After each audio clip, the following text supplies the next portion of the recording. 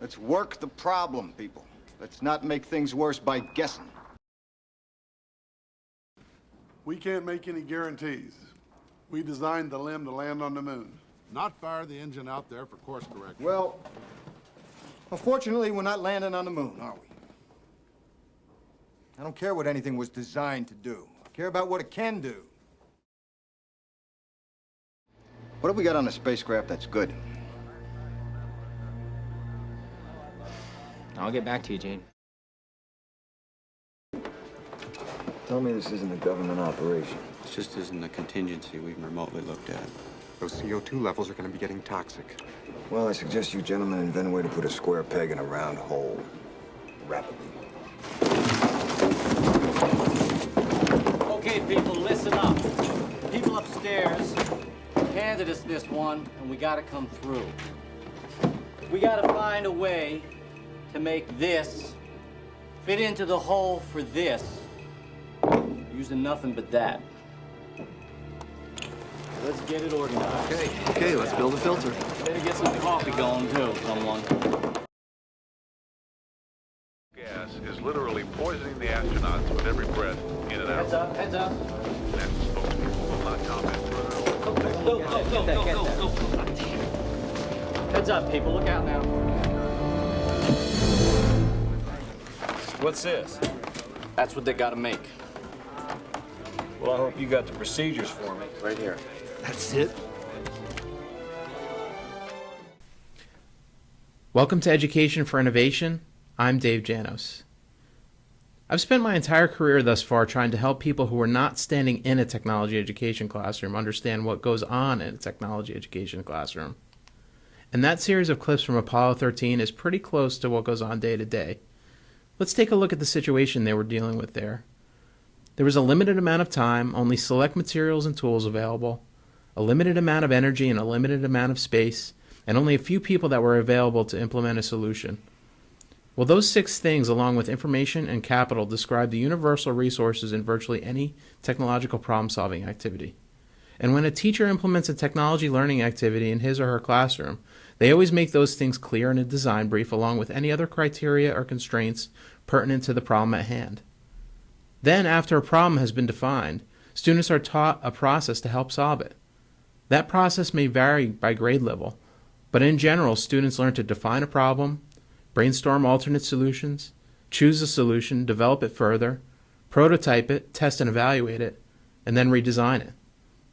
After a student has engaged in this process, they are also challenged to communicate their solutions and ideas to others, just as Mission Control in the movie had to. This is commonly referred to in our profession as the design loop or the design process. And what I'm describing to you here is at the heart of the process is learned when students engage in learning about technology and engineering. It's actually one of the things that makes it difficult for people to understand why students should learn about technology. That's because it's very much process-oriented, and people can't always relate to process or procedural knowledge as being at the heart of a field of study. They usually have an easier time understanding that facts of something like science or social studies as the content defines that field. A simple way to describe what students do in our classes is that they design and make things that solve technological problems. Sometimes the problems are defined by a teacher, and ultimately it serves as great motivation when the student can define and solve their own problems. And if we're talking about what happens at an elementary school level, sometimes the problems can even come from storybooks. So let's take a listen to some of the practitioners talk about the theme of this episode, technological design. The design and problem-solving process, or the engineering design process, is most generally accepted within our profession as being the model to follow. Identifying a problem, researching, brainstorming possible solutions and ideas, deciding on a final solution by weighing trade-offs, and finally building. And after a product or a prototype is built, being able to test and evaluate that product and determine how it could be improved again, and staying in that loop until an optimum solution is achieved. The build and test steps of that process are what several students are going to remember. That's what's going to cement the process, the project, the learning into their mind. Kinesthetically touching and manipulating and creating is one of the hallmarks of education that lasts in a student's mind. So by being able to take the process, the brainstorming, the learning, the research, and apply it, they can see the results and why they've done this work. Mostly what we do in my area here with where I'm teaching is to help students to learn how to take ideas from concept to product. And by applying the design process, the same process that designers and engineers use in industry. Over the course of the years that I've been doing this, I've done everything from having students design cat furniture to parts of a simulated space mission to some robotic forms that would go off and perform a certain task.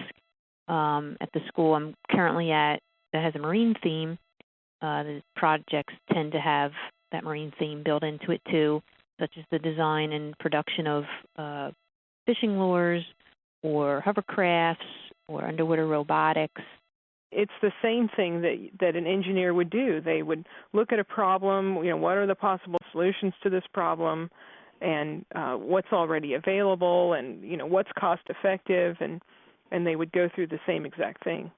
And that's really the beauty of engineering, is that it's all about teaching you how to think. When you go to engineering school, you learn how to solve problems and analyze situations, and it helps you in every single thing in your life. I want you to design this from scratch, and there's no right or wrong answer about this. And then you brought these different solutions that these kids came up with, and you compared and contrasted those solutions with amongst each other, and had kids talk about it and explain why they thought their idea was better and how it worked, and actually had test data to prove it. I bet you those kids would remember that a long time.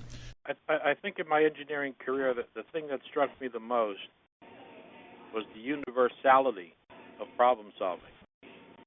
If you learn to solve a problem as I did as an electrical engineer, it's not that hard to shift gears and do a lot of work like I did also in mechanical engineering, nuclear engineering, and industrial engineering. We want the students to learn skills and knowledge necessary for using what they're learning, applying it to a variety of problems. The mantra that I've come to use is we engage students in the process of design, make, test, and improve. So at very young children, we give them problems to work on, hands-on problems that are related to stories that the teacher will read. As a matter of fact, I'm doing one tomorrow, and it's on the story of the three little pigs. And it has to do with these three dudes that if they don't build the structure strong enough, there's going to be some dire consequences to be faced. And it's being tested by the big bad wolf, which happens to come into class in the shape of a hairdryer. Some teachers say that the children have a short attention span. Well, we've had them working for as much as 3.5 hours on this problem. So again, the process is varied depending upon the grade level. But it's been found that there's lots of benefit to students when they learn in this way. And again, learning this process and being able to apply it to other situations in life and in one's career is one of the things that will make our students and our society more innovative. But again, these types of projects take time in the school day and simply cannot be just infused or integrated. In fact, infusion and integration is a typical response from bureaucrats. If we want to take this concept seriously, and if we want our students to learn in this way, we've got to build great programs like this into every school. Wouldn't it sound silly to you if I suggested that we not have any math programs anymore, and that we just infuse the study of math into other areas of the curriculum, and that would be the only way students would ever learn about math?